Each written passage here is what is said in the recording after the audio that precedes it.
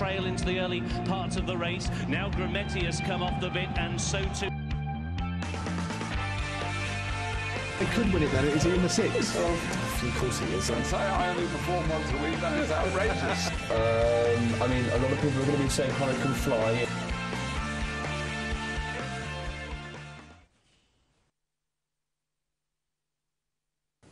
Welcome to a YouTube exclusive of Betracingnation. As you can see there, this Saturday, Derby Day. Australia bids to win the Derby, but we will also be on Sky 212 for the first time. But we're going to be talking about a bit of relevant news today. We've got Jimmy Derham, the house resident jockey, in, or ex-jockey we should say. But we've been talking about self-certificates in sort of racing. Today's Chester, so a lot of horses will be coming out on a self-certificate because of the draw. But we were talking a bit sort of off camera. Are they being abused with the rights? Because all it is ticking a box.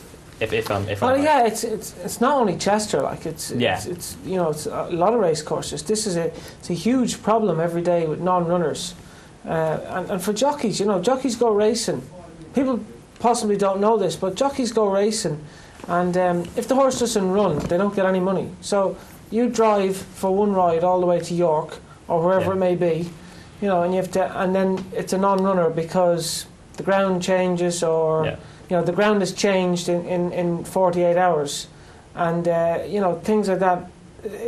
It all comes back to self-certifications, and with trainers been given the I suppose the free rein to self-certificate a horse to not run it. So, for an example, if a horse doesn't eat up the night before running, or if he rolls and knocks himself in the box, knocks a joint, or happens to bruise a foot while riding out the morning before running, or has a touch of colic. You know, there's all these reasons a trainer can give a self-certificate.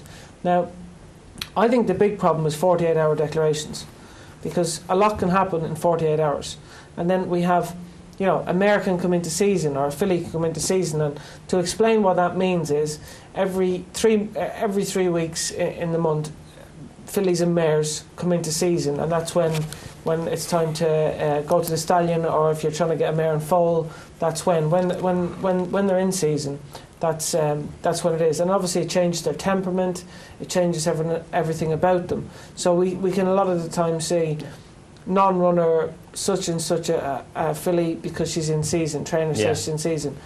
But I think it's you would stop a lot of that if there wasn't 48-hour declarations. Yeah. Well, you can look at this from a different point of view, because obviously you're taking sort of the jockey stance on things. I remember Sam Thomas one day went up to, I think it was Perth for one ride, and it was a non-runner when he got there. So he's wasted all the money on petrol to get there and time to get there and back. But then Adam, you own a few horses yourself, sort of shares in them. Well, you really want your horse running if it's got the best chance. Yeah, but the thing is that the great thing for owners, you know, if you've got in a partnership like me, the 48 hours, it just allows you more time to sort of know, you know, if you're going or not. You know, you can arrange all your plans. You know, when you find out at 11 o'clock, half 11 the day before, if you're going to get even in the race, if you're with a horse with a low mark, you know, to have as much notice as possible to make arrangements is, you know, it's great. But like you say, there are downsides to it with jockeys, and you know, if something happens with a horse, something happens. You know, it's just unlucky. But you know, coming from an owner, also a punting perspective, you know, getting to have a look at a card 48 hours before, you know, it's good. But whether that system for trainers being able to do it, self-certificate their own horse to take them out themselves, is being abused, you know,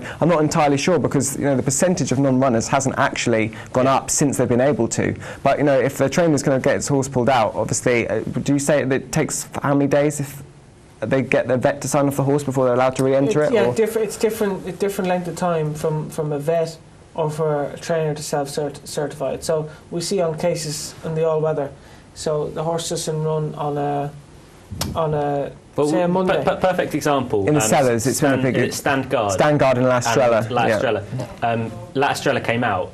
Bookmakers got hit heavily that day as well. Yeah, they did. Well, La Estrella came out, and then everyone had already backed Stand Guard, so they had a Rule 4 on that, a big Rule 4, but it went off something ridiculous, like 1 to 66. I think that was extenuating. I think that was circumstances that we're not used to, but I think that it was a strange situation. Yeah, that's sort of the case that it's come to fruition, though, wasn't it? People are abusing the system, but I think it's more a minority than a majority, but obviously they're spoiling it for the others. But you know, you're talking about horses that are getting pulled out. For example, if you've got a horse running at Chester that's drawn wide, the chances are it is going to get pulled out, because. But then the problem is, as Jimmy says, if a horse is peak to fitness, right, and then you pull it out, it's difficult to get the horse back to that level. It may never regain that level. But then on the other side, if you're trying to get a horse handicapped in a maiden, you say a Mark Johnson runner is going to draw 1, it's going to make the run-in. You can get a horse easily handicapped if it's drawn wide. So there's up and downsides to it as well. There's up and downs, but it depends what you want. As I was saying off air earlier, that trainers, a lot of trainers pinpoint a race and they plan for a race. So they plan for the horse to peak for a race. Yeah. So if you plan to run a Chester today or wherever it may be, and then 2 days ago you suddenly say, oh well, we're drawn 12 car park. Yeah. So we don't want to run, but it's fit, ready. Yeah. It's ready to rock and roll. It's not impossible, is it? I can't remember the name of the horse. It was a Sheikh Hamdan horse, but Paul Hannigan rode it the first race of the Chester meeting. Drawn 8 or 9, very wide out in a 5 furlong sprint, which is the hardest thing to overcome a high draw. And he still won very easily going away. So it's not completely impossible, is it? I think maidens are different. If you're good enough in a maiden, you'll win anywhere. It's the handicaps, the big handicap, like the Chester Cup and the big runner fields, and that's where the draw comes into play. But, I think it's more that the smaller meetings every day, that's the problem. I don't think Chester's a one-off. I think it's the trainers abusing the system, saying that, because they may be drawn differently, or because the race is too competitive. If they see something that there's a lot of money for or something, and then they think, well, we're not drawn great and the ground is slightly gone against us. Trainers all have different agendas. So let's be honest, this has really come to fruition because of really what's happened at Southwell and the sellers. But I think the main problem we're looking at is how the sellers are set out, and that's the reason why this has been brought into the spotlight. Because I don't really think we have a problem with trainers, making the horse and runners, because at the end of the day, it's sort of cutting out a process of the middleman. They can do it themselves because they're interacting with their own horses and they know if it can't run or it shouldn't run, or maybe it is being abused. But there's a massive problem with sellers in this country. They're just not what they used to be, and not even worth it anymore, because your horses are running in at different marks, having to give £50, and they say, right, we're going to have a punt on ours today or something, you want to pull yours out and stuff like that. I think this only came to fruition because the bookmakers got stung with all that case. Exactly. We're running out of time. We're going to have to. We can open it up to the audience at home.